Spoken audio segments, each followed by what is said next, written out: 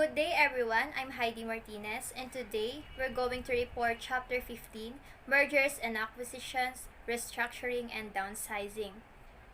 In the past 3 decades have been characterized by restructuring of organizations, while organizational restructuring has been triggered by many causes such as re-engineering, streamlining, mergers and acquisition.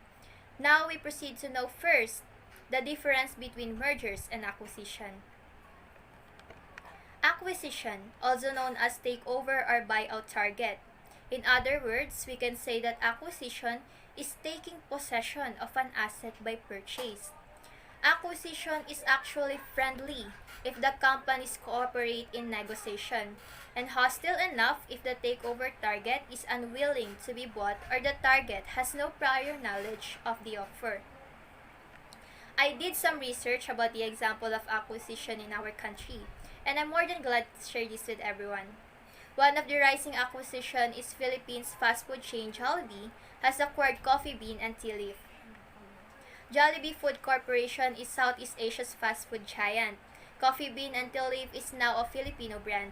Based on a filing made at the Philippine Stock Exchange, the company will have 100% stake in the Los Angeles-based coffee and tea franchise. This acquisition puts Coffee Bean and Tea Leaf as the Jollibee's second biggest business and will account for 14% of worldwide system sales. Jollibee now hopes to double its revenue in 5 years by expanding its own chain and buying competitors. Now, let's move on with merger. Merger can resemble to takeover but will result in a new company name or new branding. Voluntary amalgamation of two firms on roughly equal terms into one new legal entity. As I researched more about merger, I found out that there are two types of merger, which is horizontal and vertical integration. If the merged entities were competitors, the merger is called horizontal integration. If they were suppliers or customer of one another, it is called vertical integration. Now let me give you an example of merged firm. Allied Bank merged with Philippine National Bank. Allied Banking Corporation, now Philippine National Bank, was one of the largest banks in the Philippines. On February 9, 2013, the bank was merged with Philippine National Bank, creating the fourth largest private domestic bank in the Philippines. Allied Bank was incorporated under the laws of the Republic of the Philippines on April 11, 1977, and granted by the Central Bank of the Philippines the Certificate of Authority to operate as a commercial bank on May 20, 1977. On December 7, 2007, the Supreme Court of the Philippines affirmed a judgment dismissing the state's sequestration of Lushotan's companies. The landmark decision will trigger a planned merger between Philippine National Bank and TAN's Allied Banking Corporation. And at last, on February 9, 2013, the PNB Allied Bank merger was completed, adopting the name Philippine National Bank. Now let's move on with the reason behind mergers and acquisition. The underlying reason behind mergers and acquisition is financial. It is to create shareholder value, competitive cost-efficient company, greater market share, and greater efficiency. Meaning, two companies together are more valuable than two separate companies. When two companies are combined into one, either through the merger or acquisition process, one would always say there is synergy. And what does it mean when we say synergy? Synergy is achievement in combining the forces of two companies with complementary strength. In other words, it's a state in which two or more firms work together in a fruitful way that produces an effect greater than the sum of their individual effects. Expressed also as the whole is greater than the sum of its parts. And for my last, it is the notable mergers and acquisitions in the Philippines. And yes, mergers and acquisitions happen also in our country, especially in banking sector, where there are several waves of mergers and acquisition. In the history of banking, There were hundreds of banks that made names, but some are no longer existing now in the Philippines. Some people may be curious about their closure, but to inform you all, most of these banks did not actually totally stop the operation. They joined the list of Philippine merged banks after they were acquired or merged by other Philippine commercial banks and Philippine saving banks. Notable in 1990s was Citibank's acquisition of Insular Saving Banks and BPI's acquisition of Prudential Bank, Union Bank's acquisition of International Exchange Bank. Then came the merger of BPI and Far East Bank and Trustco, with BPI as the surviving company, and Metrobank's purchase of Philippine Banking Corporation. These mergers are part of Bangko Sentral ng Pilipinas campaign during the Asian financial crisis in 1997 for the creation of more financially stable banks. And the most recent was the Banco de Oro, and we also know that as BDO, Equitable PCI Bank merger on 2004 to 2006. It was part of BDO's long-term goal to become one of the largest names in the Philippine banking industry. And the merger was completed on December 27, 2006 with the formation of BDO Unibank Incorporation. So in conclusion, companies may be ambitious and aggressive in creating a more competitive, cost-efficient company, but they all have their one united reason. Whether it was financial, they still create a shareholder value for one and another. That's all. Thank you. Good day everyone. I am Aliza Mae Llego will be reporting the impact of mergers and acquisitions on employees. Mergers and acquisition is part of almost every industry. It can make companies stronger by expanding their consumer base, reducing marketplace competition, and creating value that is greater than each company offers individually. Some of mergers and acquisition are successful, some are not.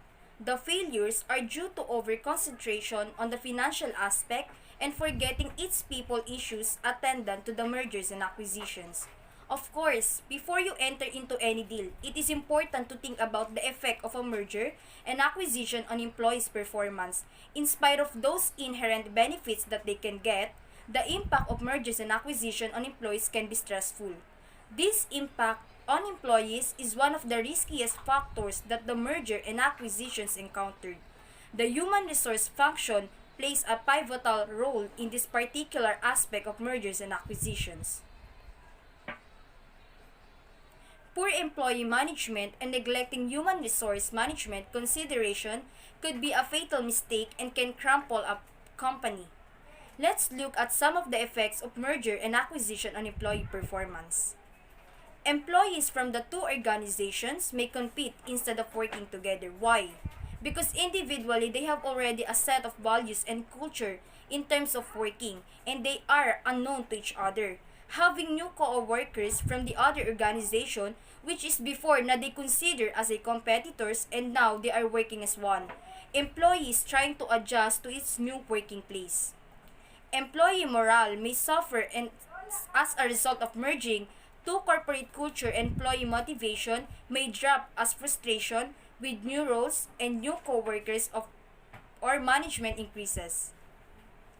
So the stability of the organization is depend on the employee's performance. Of course, there's a mismatch of values and cultures, and there's a disruptive to emotion which affects the morale and the motivation of the employees.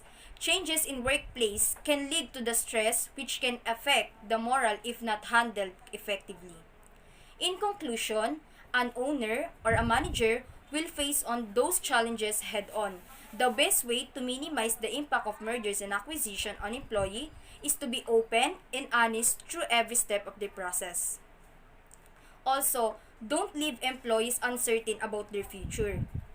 Communicate about new roles and layoff as soon as possible to minimize the uncertainty.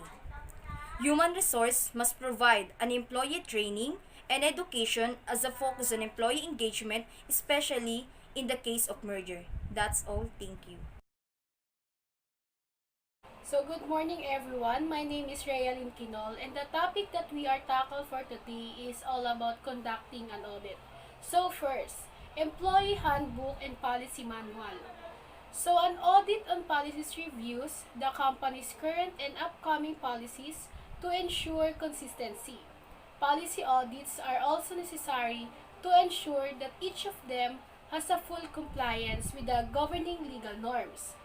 So, purpose of doing an audit to handbooks and policy manuals is first to ensure that it's filled with positive employee relation requirements designed to improve morale and creates a positive image and culture of your organization. This second, to educate employees on a number of things, including your business origin and employee relations. Then third, to ensure if it is contained the most up-to-date and necessary protective language to mitigate the risk or threat of employee complaints. Then 2, organization structure and staffing pattern. So, mahalaga ito para ma-provide yung tamang guidance para sa lahat ng employees by laying out them the official reporting relationships that govern them to the workflow of the company. By doing this, mas madali para sa kanila na mag-add ng new positions sa isang company as well as providing a flexible and ready means for growth. So, third, compensation policy structure and fringe benefits. So, check up on the salary and benefits package. This audit looks upon minimum wage compensation as per company's objective appropriate employee benefits and etc. So, you will need this to conduct an audit of your compensation practices as they relate to internal and external pay equity. So, internal pay equity refers to the manners in which you compensate similarly qualified employees and analyze wages and salaries according to sex, race, and other factors. This is protected by Title 7 of the Civil Rights Act of 1964, the Equal Pay Act of 1964, and the Lilly Ledbetter Fair Pay Act of 2009. Know what benefits your employees require the most. So you may turn a poll surveys to understand different employee persona and which benefits would suit them best. So what is the effects of doing this? So first is increase employee motivation. Then 2, boost employee loyalty and increase productivity and gives job satisfaction. Then 4, human resource management practices. So HRM practices are considered to be a method of encouraging employee satisfaction with their jobs. HRM practices are intended to improve employees' attitudes and commitment to the company. Mahalaga may audit kung nagagawa ba ng tama yung human resource practices. Kasi kung nagagawa ng tama ng mga employee yung trabaho nila at kung nagkukumit sila ng maayos, magiging maayos yung takbo ng isang kumpanya. Dahil kung patay yung mga tao, is patay din yung company mo. Then 5, it's variance in culture and values. So it is important because organization's workplace values set the tone of your company's culture. And this is also the way to identify what your organization is. It's important that your people values align with this. So when this happens, people understand one another, everyone does the right things for the right reasons. And this common purpose and understanding helps people build great working relationships. So values alignment helps the organization as whole to achieve its core mission. Then when values are out of alignment, people work towards different goals with different intention and with different outcomes. So this can be damage work relationships and productivity as well. Then job satisfaction and creative potential. Then 6, outsourcing arrangement and other service contract, review these contracts to ensure whether they permit renegotiations or termination. So dito is kailangan i-review yung contracts at i-arrange ng bawat isang employee para ma-ensure yung about sa permit if renovation or pa-terminate na ba yung contracts nila. At para maging aware din yung employees kung ano nga ba yung mga dapat nilang gawin para din dito. Then 7, if unionized its collective bargaining agreements, pension agreements, if any, the company's history of labor management relations including a review of its grievances and pending labor cases. So, collective bargaining agreement or CBA is a written legal contract between an employer and an union representing the employees.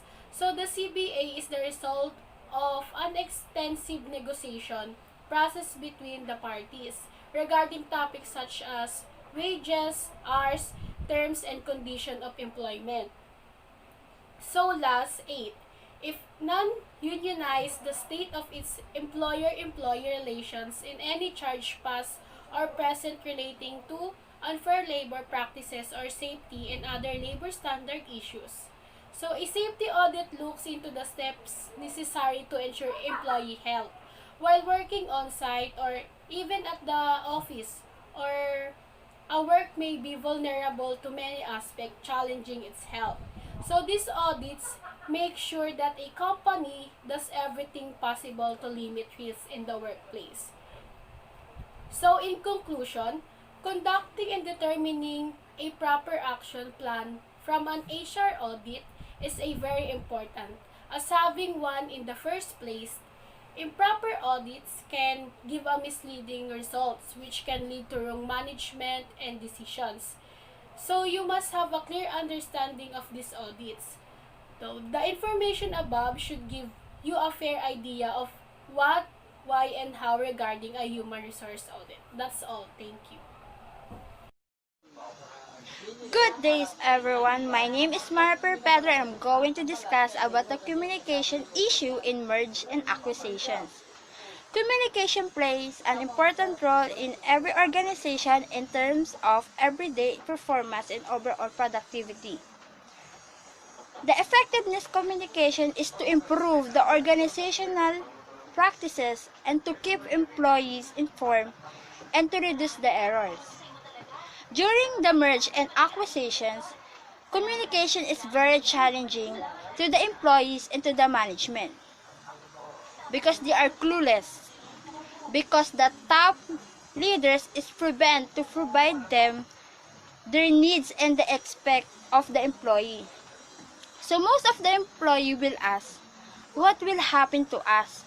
Why is our company is merging? And how will affect the merge to my job? The effect of lack of communications on employees in mergers and acquisitions. The first one is reduced employee productivity. Poor communications during merger and acquisitions create distrust and uncertainty in the workplace. They are often to lead to lower the employees' engagement and their productivity level. The second one is stress. Change is often difficult for the employees, especially if they were not directly involved in decisions that will impact their job. So when the employees feel left out and left behind, their mind is full of questions and doubtful about the results of the merge and acquisitions. The third one is competitiveness. Most the employees was concerns about their own job security, and they are mostly to be competitive to the others. They are afraid to lose their jobs and opportunity by after the merging or the acquisitions. Systematic communication, it is the planning and negotiate stage. Communications start from the beginning of the planning of the transactions. It should be an integral part of the whole process, from the pre-announcement planning stage through pre-merging planning stage to the post-merge integration stage, to avoid the company synergies to fail on merge and acquisitions. Premature leak in media, it is the communication to clarify the issue. It is the communication plan in order to maintain the positive attitude toward to the negotiation among all the employees. Because the media is the platform that can easily to understand by the all. And of course, the guideline must be provided on what disclosure and what should be withheld in the meantime. So the ongoing negotiation can be jeopardized. The importance of communications in all stages in merge or acquisitions cannot be overemphasized. It can be done through the multiple avenues like emails, print, video presenting, general or departmental meetings. Because having a good communications during the merge and acquisitions can bring the organization successful. That will be all. Thank you. So, good morning. I'm Princess Pagador and my report is about HR strategies in merger or acquisition.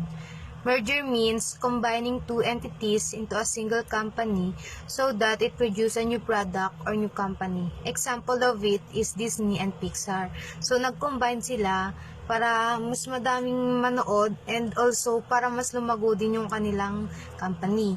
Acquisition. Example of acquisition is Jollibee and Mang Insal. So, ang acquisition, hindi sila nagko-combine.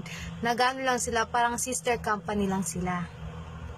So, may 3 stages yung acquisition or merger. Number 1 is pre-entry stage. This stage should already decided the shape and structure of the new organization. The new organization table would depict the key departments and job and corporate titles of their heads.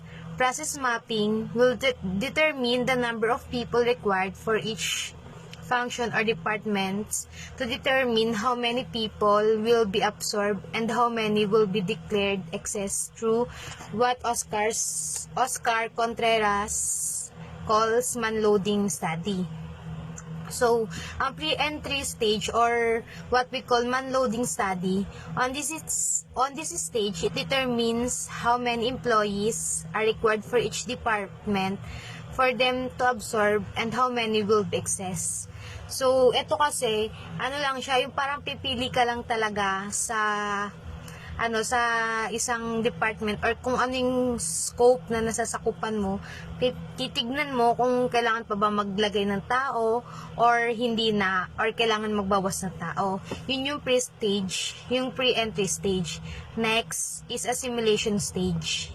Assimilation stage, the hardest part, ito yung the hardest part stage, which includes meaning the new stable of organization, who gets which job, and who will be declared redundant.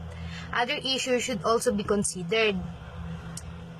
And number 2, to avoid dissatisfaction, there should be no diminution in pay and benefits. So, assimilation stage, ito yung talaga naman na titignan mo kung ito bang tao na to is karapat-dapat sa kanyang department or kailangan mo na talaga siyang alisin. So, ang assimilation stage or tinatawag na acculturation. On this stage, personality, hard work, perseverance of an employee must be considered. And it covers the compensation, retirement plan, and labor relation of the company.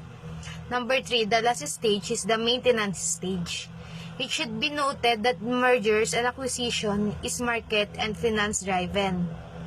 After the assimilation is implemented and completed, it's not the end. Insofar as people issues as concerned, it is only the beginning. It is like working after the storm had passed. So, kumbaga sa pagtatayo ng bahay, ito na yung pinaka-finishing stage niya. Yung parang nililinis mo na lang. So, maintenance stage. The aim of this stage is the personal audit determines whether the policies and practices are consistent.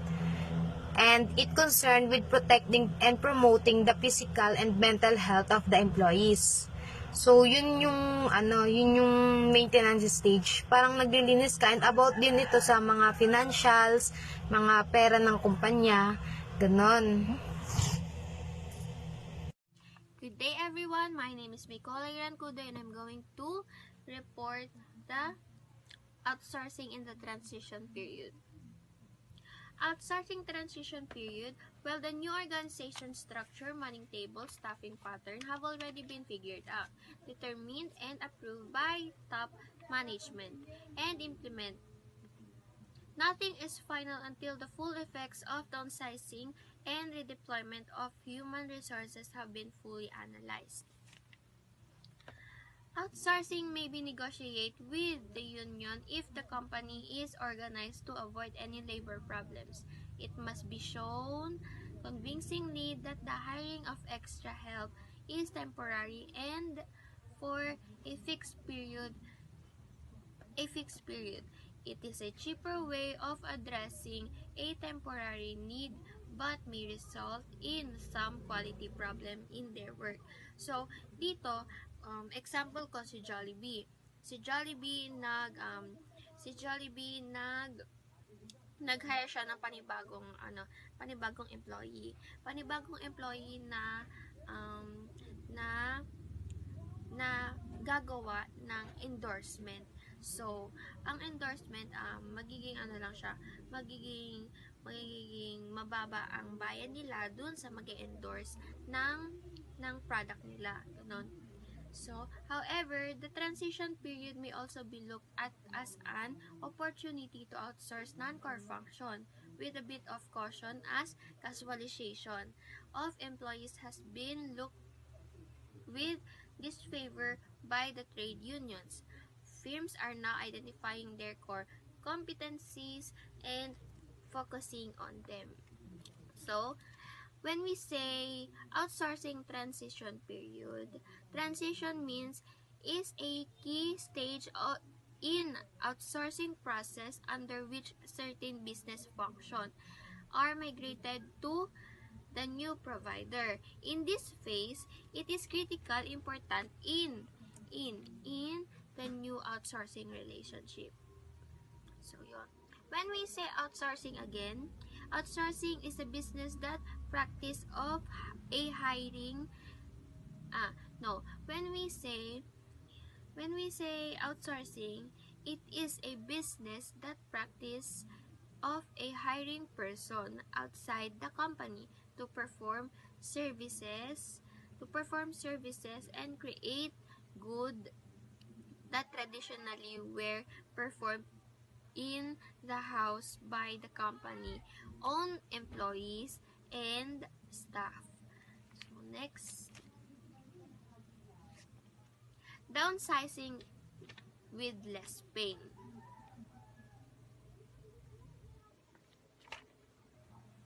Downsizing with less pain.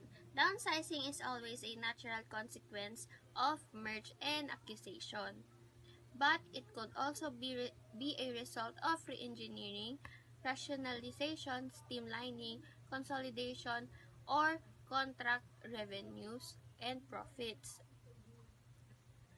Downsizing is referred by many names. Many names like cynics call it downsizing, especially if it turns out to be a failure. When the firm ends up with more staffs than it had before, by upsizing and resizing.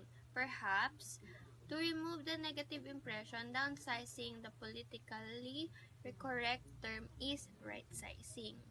It should be borne in mind then that downsizing is more than a reduction in headcount and work restructuring. So, downsizing with less pain means to reduce size of employees or nagbawas sila ng mga empleyado sa company. So, kayang-kaya nilang mag-fire ng isang employee dahil may purpose. Ayun. Example, how to make downsize less painful para sa isang empleyado. Take an inventory of your things. Downsizing is a perfect opportunity to eliminate items for your home. Kumbaga, alisin natin yung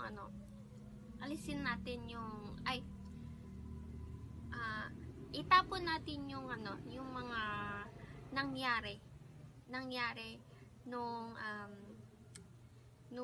past, ganon. So, makaka-apekto ba to? Oo, makaka-apekto. Downsizing can take a toll on workforce moral. Employees may feel betrayed. Betrayed. Long-term consequence of altering the work environment include increased voluntary turnover and decreased innovation. So, some firms offer more monetary incentives to people who have been long service, like mga senior citizen, ganon. The assumption is the more senior they are in service, the higher is their pay. So, kunwari, sundalo ka, so may pension ka. Ganon. Sundalo ka, may pension ka. Tumataas ito dahil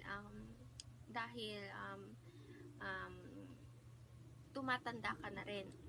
Ganon. Tinagalog ko lang.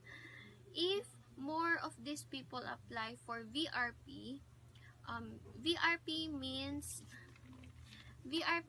voluntary redundancy or retrenchment program.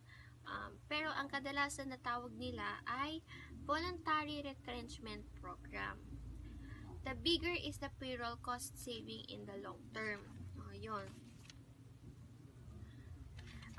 Mas lalo yung savings ng mga seniors dahil sa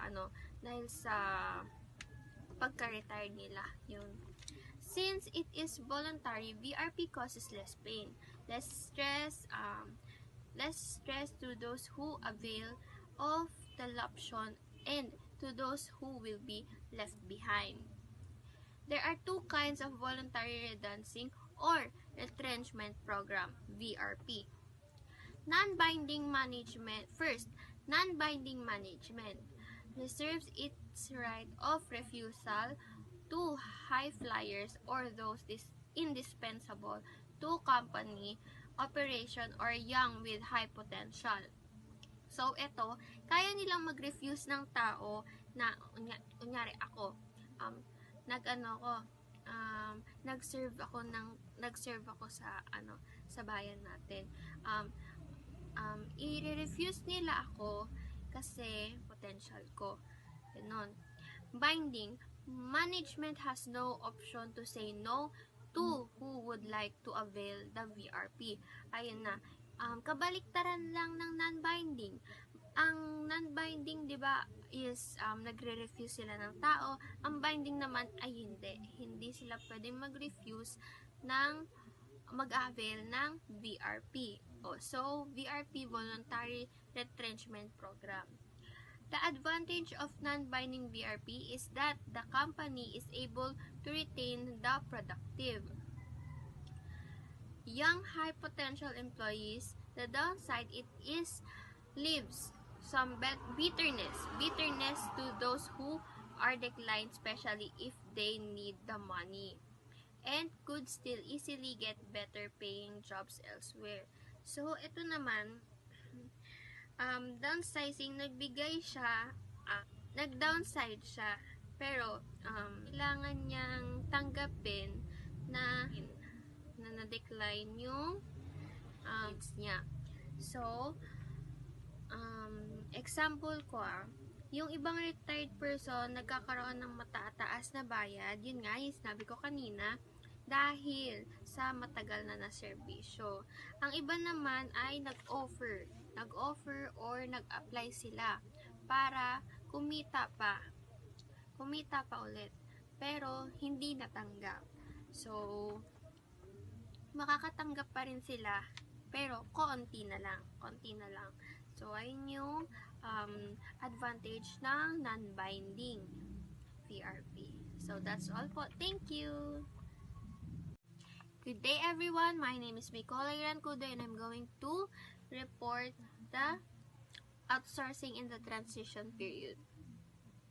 Outsourcing transition period. My topic is all about planning and handling the layout. So, what is planning and handling the layout? It is planning the layoff on how to handle the winning battle in downsizing. The plan and the reasons to it should be clearly communicated to all once the target is in place. The post-downsizing plan for on-off employees includes career counseling, assistance in preparing resume, training and interviewing skills, and referral services. So, dito na papasok yung pagpaplano ng isang organization kung paano nila i-handle yung target nang hindi sila nakaka-agrabyado sa labor. For example, kapag ang isang kumpanya is mataas yung sales, kailangan mas maraming tao kasi once na maraming kumikilos, mas lalong tumataas ang target na i-hit ng isang kumpanya. But once na mababa lang ang sales, itatansya nila ito based sa budget na kaya ng kumpanya. Next is freeze hire policy. What is freeze hire policy? It is any vacancy occasioned by resignation, retirement, termination, or death shall not be replaced. So, once na may pumasok na empleyado, kailangan man nilang ihinto ang pagka-hire kasi once na di nila na-target yung sales or once na mababa yung sales nila, may possibility na tanggalin din nila kapag pinasok nila yung empleyado. So, kailangan kung malaki benta nila, pwede na silang magpasok kaya kailangan nila ng freeze hire policy para ma-hit yung target na kailangan nila at para maayos din yung labor based dun sa sales na na-hit nila every day. Pwede rin siyang short term or long term depende dun sa sales na nakukuha nila per day. Para may budget pa rin yung company and hindi sila lugi. So next, the economics of downsizing. It is clear by now that the ultimate goal of downsizing is the reduction of expenditures by eliminating jobs to become financially stable. Yan nga, for example, labor nga. So, hindi naman nila gusto pero kailangan nilang magbawas or magtanggal para maging financially stable yung kinikita ng isang kumpanya and para sapat pa din at once na hindi siya mapasara. So, ayun, tuloy pa rin yung serbisyo pero babawasan yung empleyado para depende dun sa hinihit nila na target. So, ganon, hinahandle lang nila or minamanage lang nila kung paano nila mapapaayos yung budget ng isang kumpanya. So, next, stage of downsizing plan. So, stage of downsizing plan. Ito yung mga stage of downsizing plan. Una, estimated cost of payroll savings. Ito, dito mo makikita kung magkano yung, kung nahit ba nila yung target or kung nahit ba nila yung labor based dun sa sales na nakukuha nila per day. Then, next, targeted number of the workforce to be eliminated. Dito, meron silang about to sa performance. Once na may nakikitaan sila na maano yung contribution sa isang kumpanya or nakaka-apekto na siya sa service or parang hindi sapat yung service niya para dun sa binibigay ng isang kumpanya, pwede siyang tanggalin once na hindi financially stable yung isang kumpanya. And then next, average salary of the targeted workforce. Ito yung per day, dito nila nakikita kung magkano yung nilalabas nilang pera based dun sa sales, kung magkano yung binibigay nila sa isang empleyado sa kada araw. Then next, average length of service. Meron tayong tinatawag na optimum. Kumbaga, depende pa rin dun sa mas nakatataas or dun sa boss ng company kung ilang hours yung gusto niyang ibigay. Like for example, sa fast food chain, kailangan maka 90 hours ka lang per day kasi nga mas mababa lang yung target. So, kailangan ma-hit mo siya. So, kailangan sa isang araw, sa buong shift, kailangan maka 90 hours ka lang. But definitely, minsan mahirap kasi yun. Depende kasi sa service na binibigay. At syempre, kung kailangan ng benta, kailangan ng tao. So, next, approved separation package for 2 months per year of service. Then, next, average fringe benefit cost, 25% of salary. So, ayun po yung mga stage of downsizing plan. Ito po yung formula ng separation package. Number 1, number of persons to be separated, multiply by average monthly pay, multiply by average length of service, equals the cost of separation pay. Then, pangalawa naman, number of persons to be separated, i-multiply mo sa average monthly pay, tapos i-add mo siya sa estimated fringe benefit cost equals monthly carrying cost naman siya. Then, yung panghuli, cost of separation pay, i-divide mo siya sa monthly carrying cost equals to payback period. Then, next, ito po yung example ng isang formula. 200 employees are to be redundated, tapos sunod average length of service is 10 years. Average monthly pay 17,000. Fringe benefit cost 25% of base pay. So, ayun po. Thank you.